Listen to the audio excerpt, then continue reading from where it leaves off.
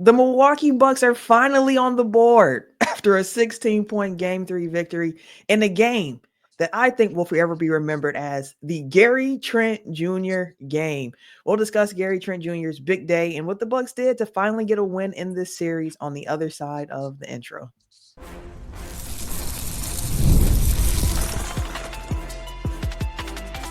You are Locked On Bucks, your daily Milwaukee Bucks podcast, part of the Locked On Podcast Network, your team every day. What it do? Welcome to Locked On Bucks, part of the Locked On Podcast Network, your team every day. I'm Camille Davis, NBA analyst with the Locked On Network and co-host of the Technical File podcast. Joining me is Frank Madden, longtime voice of the pod and founder of brewhoop.com. And we appreciate you for tuning in and making Locked On Bucks your first listen every day. We are free and available wherever you get your podcast, as well as on YouTube and in newsletter form. Head over to lockedondaily.com and sign up for the free Locked On Bucks daily newsletter if you have not yet already. Frank, it is Saturday morning and we are still feeling pretty good about that Bucks Game 3 win, finally on the board. In this game here, I was at the NFL draft yesterday, and one of my favorite moments was having the game on my phone, friends around me, strangers around me asking what's going on with the Bucks game right now. And my answer was like Gary Trent Jr. is what's going on for the Bucks right now. 37 points for Gary Trent Jr. in this Game 3 victory. Giannis also 37 points, the first Bucks duo in Bucks history to have 35 plus points in the playoff game here. So, I mean, like I said, this game I think will be remembered in large part because of Gary Trent Jr. coming off of the heels of him being inserted into the starting lineup after all the conversations around how the Bucks starting lineup should be, what it should be. Gary Trent Jr. gets the starting nod over Taurean Prince, comes in, injures his shin in the first quarter, still comes back and has just one of those games that's going to go down in Bucks franchise history with him setting the type of records that he set in this game against the Pacers. Yeah, and so you were at the draft. I'm traveling right now for my grad school reunion. So we were before we started, I was spent much time trying to get I'm on my phone right now, trying to get it set up, trying to wedge it against something. We settled on me staring down at my phone in a kind of a weird angle. So if that's off-putting for the YouTube folks, I apologize. But yeah, I was watching the game literally at a bar on my phone as well for the first like three quarters. I came home, I finished it in my hotel room late last night, and then I rewatched the game on my phone too. By the way, I realized I apparently didn't have ESPNU on my normal cable subscription, and so I had to like literally upgrade my cable subscription to add like some $10 a month sport package. The So dedication. that tells you where the Bucks and Pacers are in the grand scheme of ESPN and the NBA's kind of broadcast priorities. But yeah, and to be honest, it was funny. I wasn't looking at a box score as the game was happening, and so I didn't realize that Gary Trent had 37 point. Like I knew he was hitting a bunch of threes, but I was like, oh, he's probably got like 25 points or something like that.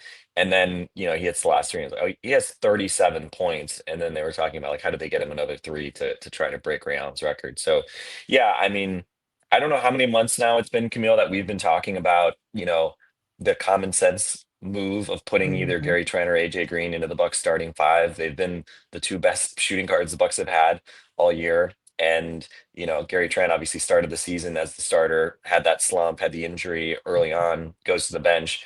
And, obviously a theme here, a theme of exasperation with Bucks fans has been Doc Rivers' slowness to make adjustments to that starting five. Thankfully, he made an adjustment. I think, obviously there were strong arguments that Kyle Kuzma and Brooke Lopez also shouldn't have Mhm. been starting in this game three. But the good news was the starting five it didn't come out guns blazing, but they came out and it was I think they were up by like a couple plays. It was kind of nip and tuck to start the game, and then in They the weren't third down by quarter, 15 in this one early. yeah, exactly. They didn't start the game down big, but they also came out, just punting rocks into the ocean from a shooting perspective outside of Gary Trent. I think there was that stat at one point that the Bucks were, I want to say, 2 for 20 from three, non-Gary Trent category, and Gary Trent was 6 for 9 from three. Yeah. So yeah, I mean, there were just a ton of missed shots. Again, how much of that was tightness, nerves? I don't know. But obviously, Gary Trent, kind of from a shooting perspective, along with Giannis, really kept them afloat offensively. And then, later in the game, we saw AJ Green hit 4 threes. Dame hit a big three. He didn't do much offensively last night, but did hit a big three early in the fourth quarter as well, as they kind of just got ahead, thanks to that really big third quarter, and then sort of stiff armed the Pacers the rest of the way. So yeah, I mean, I think there were, certainly positives from an offensive standpoint, but I think the big Mhm, thing was just defensively. Um, you know, uh, Clearly Gary Trent's big contribution was his scoring, mhm, but I think just having a much more rational starting five, not having two big wings, having to try to defend Tyrese Halliburton, mhm, I think obviously made sense, and I just liked. I liked just the aggression and whether it was on ball denying guys off ball, mhm. the way that they were forcing Tyrese Halliburton left really in a really concerted manner. And then I think playing for the pass at times as well. We saw them intercept the ball, force more turnovers than, typically Indiana does. I thought that you could equally highlight the defense in this game. The Pacers were at like a 101, 102 offensive rating, despite shooting, not like horrendously from three. They were Yeah. 32% from three. So it's not like it was a massive outlier shooting performance. And we've seen this Pacer team, that's where they were most of the playoffs last year. They were shooting like Mhm. low 30s in most of those games, and they still ran up the score. But the Bucks getting back on defense in this game, they did that in game two as well. They didn't really Yeah. give up much in transition in game two. So I think in terms of like, if you're looking for the glass half full, obviously aside from Gary Trent starting and looking awesome, I think it's just the Bucks seemingly getting into a better place defensively. Cutting out some of the things that, especially against the Pacers, have killed them at points these last few years, just in terms of the Mhm. pace of, fast break stuff.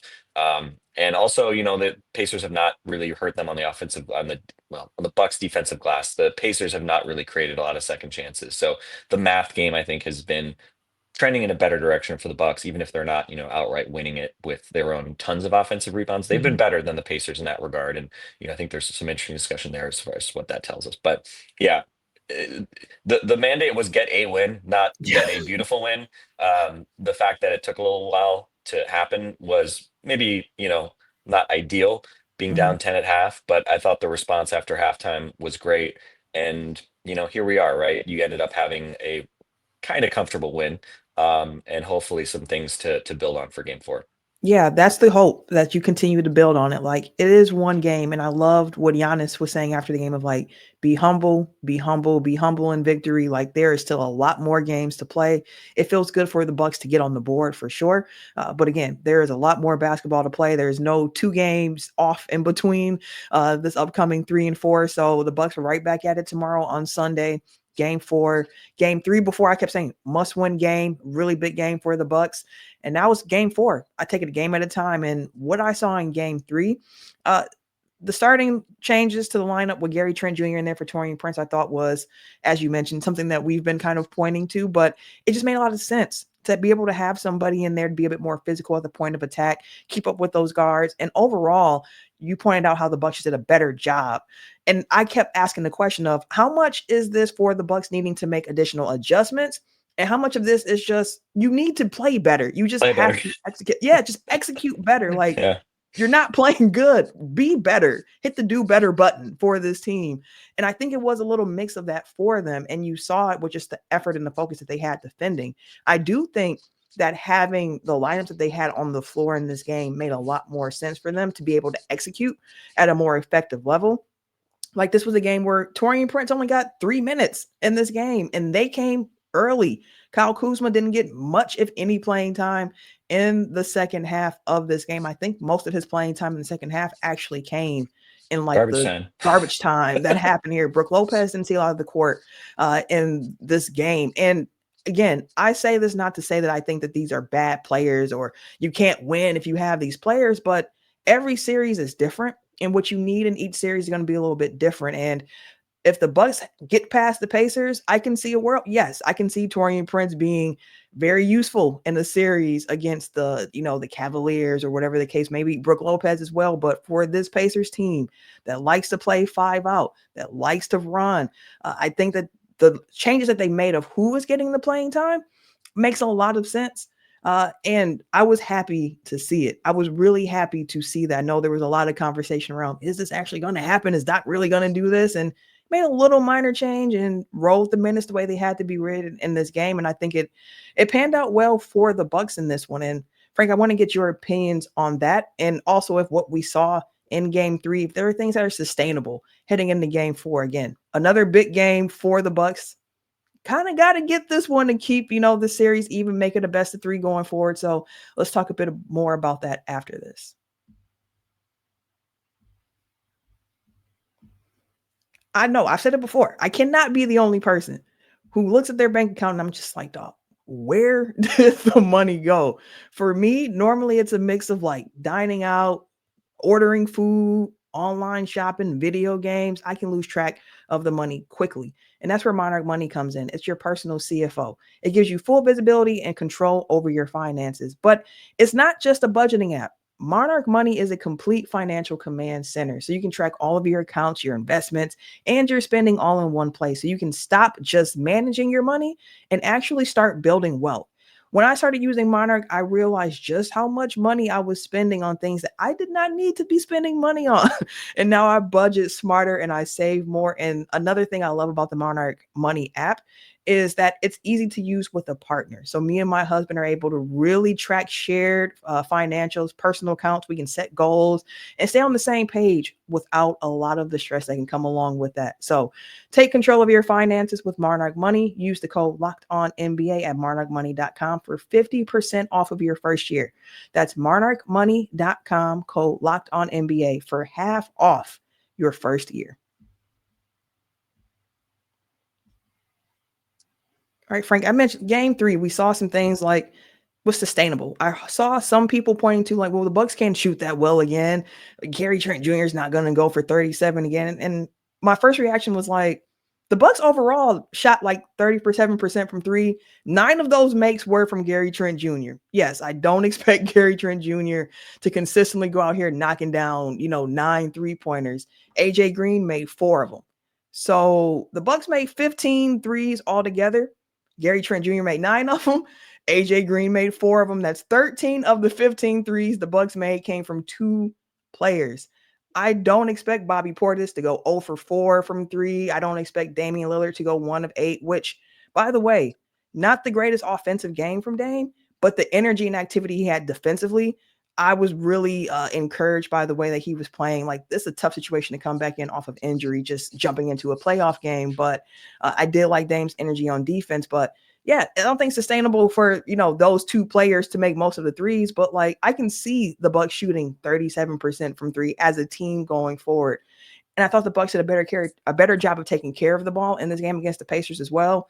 13 total turnovers for the Bucks. And we saw, I think it was game 2, they had like 11 turnovers in the first half alone. So seeing them kind of cut down the turnovers, I think they have to continue doing that going forward and just playing better, executing the strategies. But for you, Frank, what did you see in game 3 that you're like, hey, this actually feels sustainable carrying into game 4 and the rest of this series?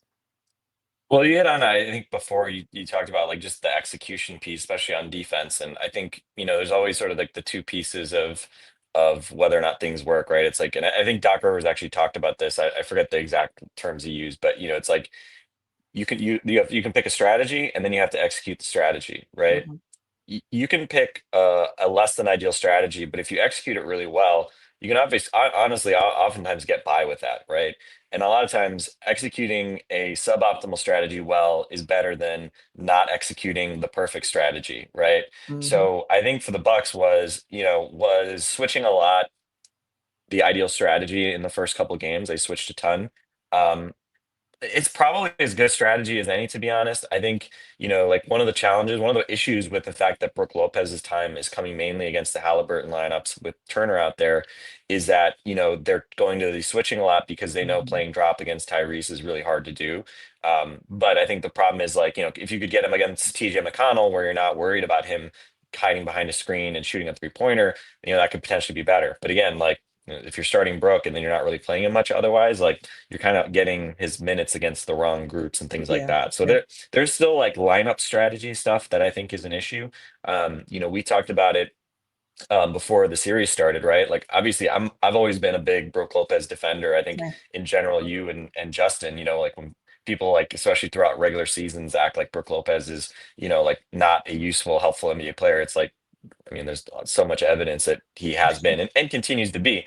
But we both said, like, this is a Bobby Portis series. Like, we've seen this movie before, right? We saw it Mm-hmm. last year when Brooke was actually, they really needed Brooke because obviously you didn't have Giannis, and Brooke was good offensively, but it was just hard defensively to really kind of rationalize him against the Pacers lineups. And I think especially, when the Pacers previously had, they still had some non-shooting bigs like, Isaiah Jackson last year before he got injured this year, things like that. You could still kind of like find ways to keep Brooke out there as a drop guy in ways that, like, right now with basically always having shooters out there, it's just really hard to do. And again, like, I think switching is usually going to be the best strategy, and Mm-hmm. obviously Brooks the least equipped to play that way. So I think, a lot of what we saw really, even necessary, even kind of strategically, like, there were a lot of things that they were doing that were like fine even in games 1 and 2. um but it was the execution. And even Yep. like game 2 when they were coming back, you'd see them just, and regardless of who was in there, you just see them like blow switches. Like, it just seemed like they didn't know like What they were doing what, at times. yeah, like what the game plan was. And it's just like you can't win that way. Even if you're doing Mm-hmm. all the right tactical sort of like conceptual things, if you don't execute it, you're just not going to win. And like every time Tyrese Halliburton like drives down the lane, nobody picks him up and he gets a dunk. I'm just like, really, you're letting that dude dunk in half Yeah. court? Like, come on, guys. Like, this, that's not good enough. So I think it just seemed like they were just sharper last night. And one thing about switching, we talk a lot about like offenses attacking switches. Mm-hmm. You don't really talk about like defenses attacking switches. And by that, Mm. I mean, look at the number of times you saw last night that when a switch happened, it seemed like the new defender wanted to defend that ball handler, right? Like, there was one play where Dame came on the switch, and Dame, like, it was kind of like he blitzed Halliburton almost and really like backed him up.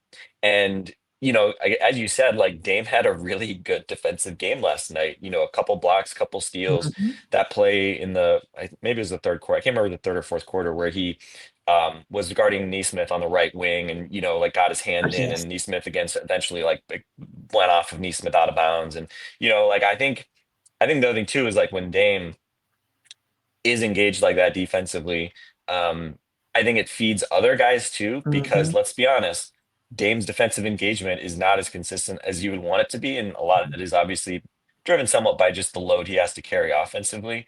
But I think what we saw from him was kind of emblematic of what we saw kind of overall, like, just when guys were like kind of coming up to try to get the ball like 30 feet from the basket. And you see, like, whether it was Kevin Porter Jr., AJ Green does this a Mm-hmm. lot, like, just like really challenging and just making it hard to get the ball to a guy not even close to the basket, not giving that kind of freedom of movement. I think that it sets the tone, right? And I think, Yep. Yep. the thing that Andre Jackson, and obviously I've talked a lot about the issues with playing Andre, especially offensively, but I think the thing that you really liked with Andre was just that he made things uncomfortable on the lead ball handler. And I think what we saw last night was, I think, a more consistent effort by all of the wing defenders and guard defenders in particular to just make it hard to get into the spots that they want to be. And then, I think they also at times, I think there probably wasn't quite as much overhelping as there maybe Yeah. was previously. I think they played for passes at times, which is how they managed to force, more turnovers than what we typically see from Indiana. They're obviously normally a very low turnover team. So I thought, again, there was just some positive. I mean, Trent with 4 steals was a real positive. Both teams had 8 steals, so not like there was some huge Mm-hmm. advantage. But Indiana 14 turnovers, the Bucks 13 turnovers. That's like roughly even, but it's really important if the Bucks can be even in that category. That's really helpful, and we saw it in this game. You look at the points off turnovers, 22-13 advantage for the Bucks. That's obviously really important because one of the ways that the Pacers thrive is by running off of certainly Mm-hmm. turnovers, but also off live rebounds too. They can hurt you both ways. And I thought one thing that was interesting to me was, I think Caitlin Cooper, who does a great job covering the, Yes, she the does. Pacers. I think she made a comment the other day about how, like, going for offensive rebounds is a way to basically like dissuade the Pacers from running out, leaking out, as much as they would like to. And that this is, I think, one of those really interesting kind of chicken and egg type things, right? Because we often talk about how the Bucks are historically terrible at Not offensive to. rebounding because they want to get back, so they want to prioritize getting back. The flip side is if you send, an extra guy, and again, you don't do it all the time, but if you can be strategic in terms of, getting a guy around the basket when you're taking shots, sending guys from, this is something Bud did in his last year, right? Like the corner guard would run in from the corner and try to get like tap outs to try to Hmm. keep possessions alive, things like that. If you do that, that also, if you do it and it doesn't work, you're in trouble. If you do it and it does work, then the Pacers are more likely to, be less aggressive trying to run off of misses because they're going to have to say like, okay, we just need to I get got the to ball crash. back. Yeah. Yeah. And so I think that's been probably one, obviously there's been a ton of like recurring positives from the whole series, but the fact that the Bucks, they haven't been dominant on the offensive glass, but they've been better on their offensive glass than the Pacers have been in terms of getting second chances for themselves. And I think this gets again at this like math game thing that we talk Hmm. about, right? We've seen so many times this year the Bucks just don't get as many shots as the other team, right? Like, Yeah. and so they have to shoot 44% from three because you're just giving yourself fewer opportunities. The Hmm. math game has been pretty even really throughout the series, and that's again because the Bucks haven't had like massive negative turnover margins. They haven't had these deficits in terms of offensive rebounds and second chances. So I think that's the kind of stuff like that has to continue. And then obviously, Indiana, I mean, India can run off makes, right? Yeah. Like, They like to run, they period. like like I'm not gonna sit here and say like, oh, the Bucks have figured out how to stop the Pacers from running. Like they haven't, right? Next game they could score 30 fast break points. In game two, I think they only were credited with four, which kind of got lost in the shuffle because they were so good in the half court. And in this game, I think it was also like a pretty Too low slow. number. Yeah.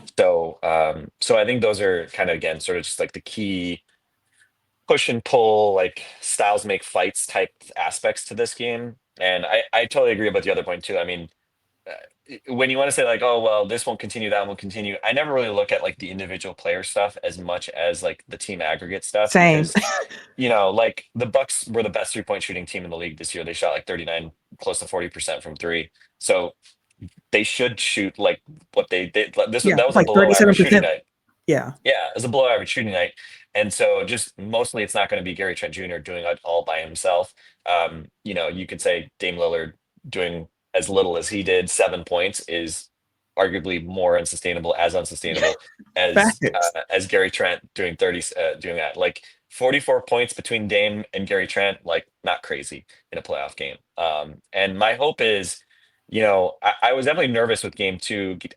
First off, I was hoping Dame would come back because I expected there would be rust and he's not just Hmm. gonna like come back from 6 weeks with this major injury and just be like peak Damian Lillard. Like that Right. just isn't a reasonable expectation. So I was hoping he could come back honestly in game two just to like get the reps, get his wind a little bit, get some of the rust knocked off. And then have the And days off in between the games too to kind of exactly, recover from exactly. that. Now, I was not expecting his offense to be even worse on Friday night as it was on Tuesday.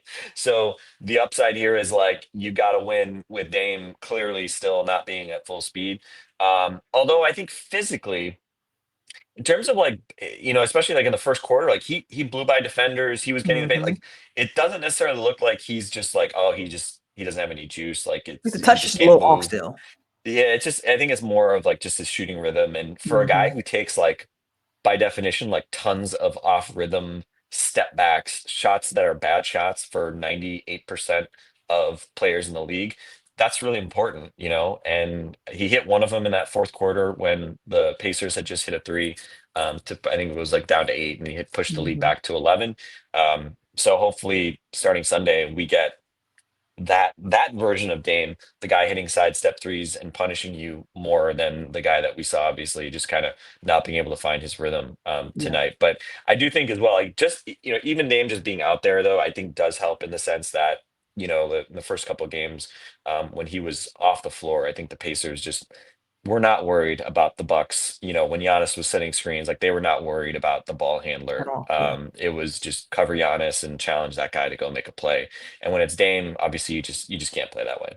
Yeah, and you were seeing them blitzing Dame. Dame had to make quick decisions, getting the ball in his hands, which set up advantageous situations for his teammates as well. So again, just being able to have the gravity of Dame out there in addition to Giannis, it opens things up for everyone else around them. But as we wrap up here, I do just want to say this as we close. Shout out to Milwaukee. Shout out to the Bucks fans who were in Fiserv Forum for Game 3. There's been a lot of conversation around this series with the Pacers going up 2-0 in it, and people, saying the Bucks are dead, it's over. But seeing the fan response, seeing sold out crowd, hearing the energy, especially in that third quarter when the Bucks really got rolling and on that roll, hearing Fiserv explode the way that it did. Just want to give a big shout out to Bucks fans and say, come back again on Sunday for Game 4. A late tip in Milwaukee, an 8:30 start to Game 4 here in Milwaukee for the Bucks and the Pacers. So, Bucks fans, come back out. Need that energy. Be loud, and we'll be back after Wait, Game 4. Camille, Oh, Camille, we got to do one last segment. go ahead. What's up? Giannis Antetokounmpo, 37 points, 14 of 19, 9 of 10 from the foul line, 12 rebounds, 6 assists, plus 24. We try to make sure we praise Giannis regularly because you take for That's right. You're granted right. what he You're does right. night to night. And so we do need to make sure that we call him out. Him and Trent were the only thing really happening early on offensively. His playmaking, Bucks actually made some threes again in this game off his passing, which was a nice contrast to game one. But I think once again, just remarkable, right? It's not like the Pacers are conceding him shots or something like that. He's going They and taking them. want to make it hard. Yeah, they want to make it hard. They are trying to be physical, but he's just overwhelming them with just again the otherworldly combination of the talent, the skill, the tools, and the mindset, right? That just sort of like attack-minded mindset. He missed his first free throw tonight and made his last nine, which makes my heart just very warm here on a Saturday. And I think people might have seen, right, just some of the stats after the game, right? Like Mhm. the number of people that have put up the numbers he's putting up in 3 consecutive playoff games, the efficiency he's doing it with, 30 plus points, it, 60% from the field. it's like nobody does this, like nobody else does this really, like he's averaging 35 and 35.7 points a game, I think, right now in the playoffs. Um, he just continues to be remarkable and just the metronome of like that gives this team any chance at being competitive. And it was great to see that. It was great to see the Giannis lineups, Yeah. dominate this game. And part of that obviously in the third quarter was even with the much maligned starting group, right? I mean, Brook Lopez only notable. Brook Lopez only 15 minutes. Jericho Sims also 15 minutes. Hmm. Brook actually was +5. Jericho was -8. I don't read a whole lot into that. I think they're going to continue to need Sims mobility kind of moving Yeah. forward in this series. So yeah, we'll kind of see how it goes. But yeah, unfortunately for the Bucks, they have not figured out the like Kyle Kuzma, Brook Lopez, Torian Prince playability side of this. And so until further notice, I think Doc's just going to continue to have to ramp down the meter on those Yeah. guys. And as you said, especially Brook, I think there's other matchups later in the playoffs if you can survive this series. But Hmm. But right right now, now, there is no other series. There is no other series. You're fighting for your life. And right now you still have a lot of work to do. You still need to win, 3 out of the next 4 games in order to hmm, advance to the next round. And you only it's 2-2, right? yep. Basically it's the season series right now. Season series, 2 games on the road, 2 games at home. You won 3 out of 4. Now you got to go do that again. Mhm. And job one is winning that next home game. Job one is winning all the home games, and then you got to steal one on the road, which Yeah, unfortunately has been hard. But yeah, at least the Bucks, I think, made a nice statement on Friday night. And as you they said, did. the crowd appreciating that was cool to see. So job that they've been in this spot before. We talked about it. Phoenix, Brooklyn in Mhm. 21. Um, Giannis, as you said, he knows the deal. And he showed us he knew the deal with how he came out in this game too, just very aggressive. And yeah, I'm glad that you actually had to stop and give Giannis his flowers here because the consistency from him, I think it's been so expected of like, well, Giannis is going Yeah. to do what Giannis is going to do, which is why you highlight Gary Trent Jr. doing something he's never done before in his career. And you Yeah. highlight all these other players, but Giannis is the engine that makes this go. And all of like the pre-series previews, when talking about it, I just kept saying Giannis is why I have the confidence in the Bucks being able to win this series. So going to need more from Giannis continuing to do what he does. Going to need the Bucks to continue to execute properly, and for Doc to continue pulling the right levers on the playing time for some of these guys in this particular series. But we'll be back after Game 4. Again, late tip-off for Game 4. So probably a late episode of Locked On Bucks coming to you for that as well. But had to talk about Game 3. A really fun win in Milwaukee for the Bucks to get on the board, and now they have a chance to even the series up in Game 4. So hopefully we're coming back after Sunday's night game talking about a Bucks win. So for Frank and myself, we'll end it here. Appreciate you all for tuning in. Enjoy the weekend, and we'll be back after Game 4.